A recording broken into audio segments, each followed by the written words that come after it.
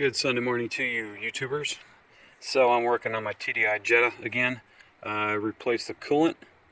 The expert mechanic that I took it to swapped out the green when he changed my alternator. I had the pink in it and was ready for a flush anyway, so I put new pink in the seat. He did not do it. He put green in it for whatever reason, so now I'm going back to the pink, and I bought a new overflow bottle. And now I am continually running low on the overflow level. The radiator hasn't overheated yet, and I don't have any creaminess, nastiness in the oil. So I'm thinking, some people said EGR cooler, which is back here.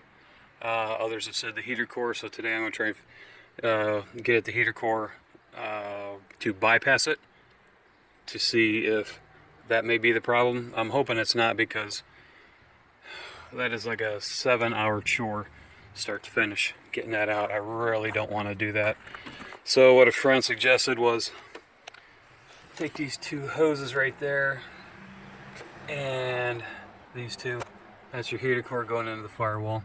Pull them off, put a piece of plumbing in there to connect the two together, and then fill my reservoir up, drive around for a day or so, and then see if my coolant level is still the same.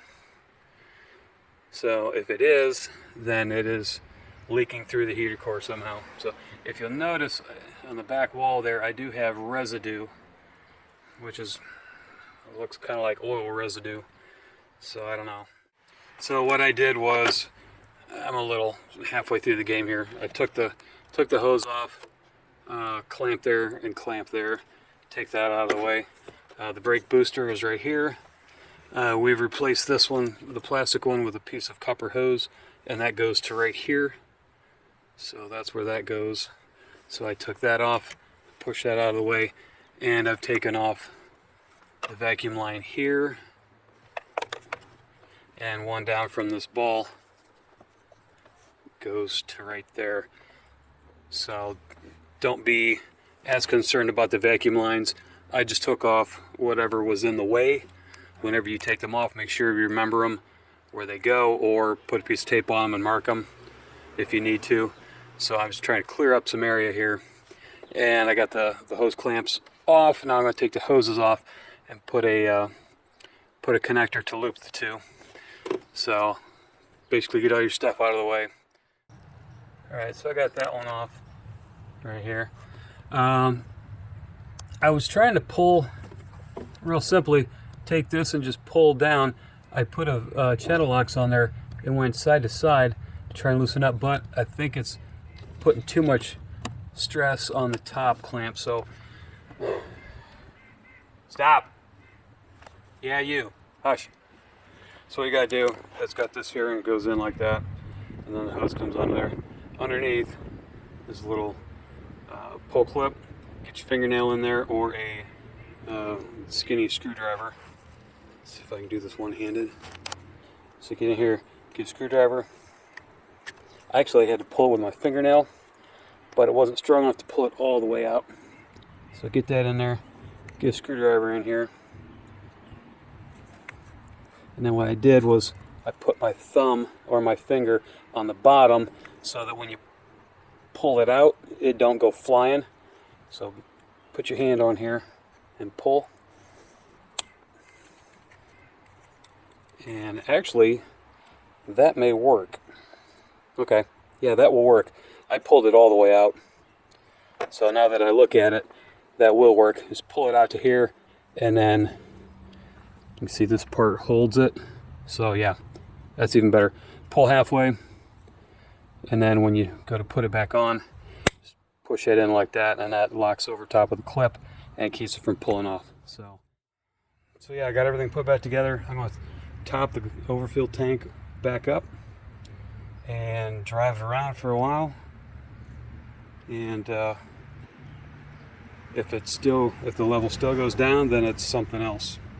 If it stays where it's at after a day or two, then I know my heater core is leaking.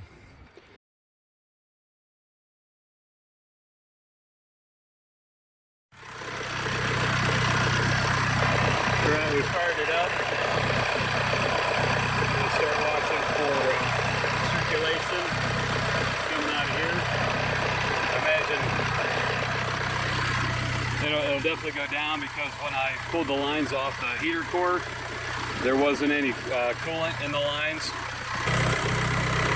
Squeeze the hoses, pump that along a little bit.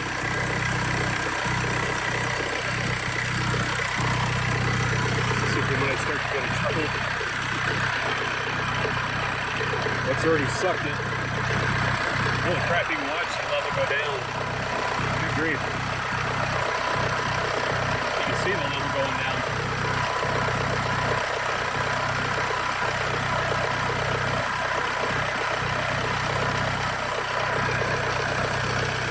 I had that up to right there before. Now the bottle's almost dry now. Jeez.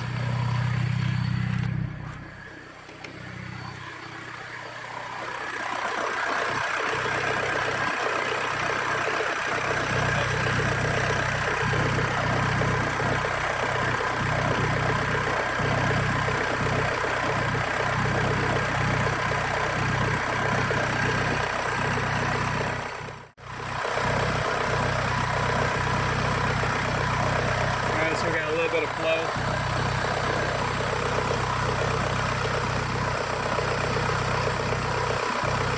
Hopefully that'll pick up here in a minute. Squeeze these hoses a little more.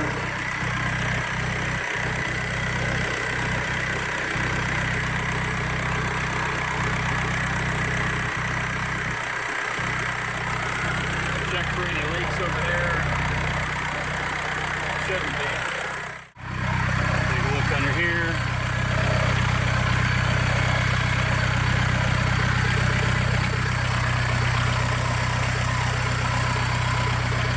Don't see any dripping. That's good. Now, at least if it was dripping, we could find out where it's coming from. So maybe good, maybe not. All right.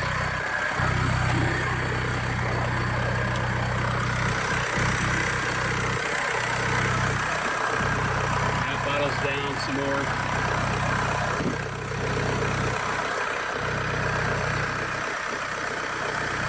Good grief.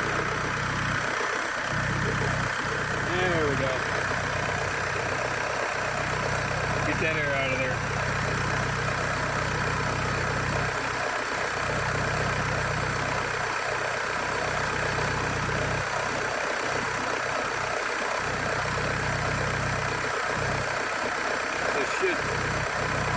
See how the air bubbles coming out. Once it gets itself cleared out, it should be a steady stream.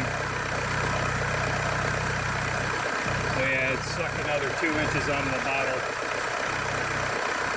We'll let it run like this for a little bit until it's a steady flowing stream and the water level doesn't come down anymore. And then we'll start the test after that. So that's where we want to set the baseline.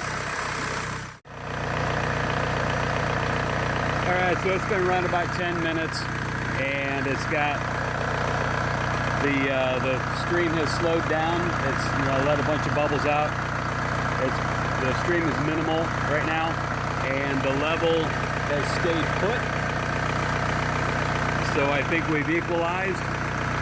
So I'm going to put this back on. And put the cap on and drive around for a day or two and then check the level each day. So we'll get back to you. Alright, so here's the update. I've driven it around for about 2 weeks. Want to make sure it's good and settled. No pressure when it's come off, when the cap comes off. And the level is staying the same. So that is most likely the heater core. So I have it bypassed. So looks like I will schedule an appointment with my mechanic, the certified TDI mechanic, not the foreign car expert that put green coolant back in this car. Anyways, so let me see if I can get a shot of that one more time, because before I didn't. Let me zoom in. Right there. There's the two heater hoses. And that brown band in the middle is a plastic barb fitting. So you can see the two holes. That's where the heater core hoses come out. And I just put the two hoses together so it just makes a loop. And that helps isolate the coolant out of there so you can tell if it's leaking from there or not.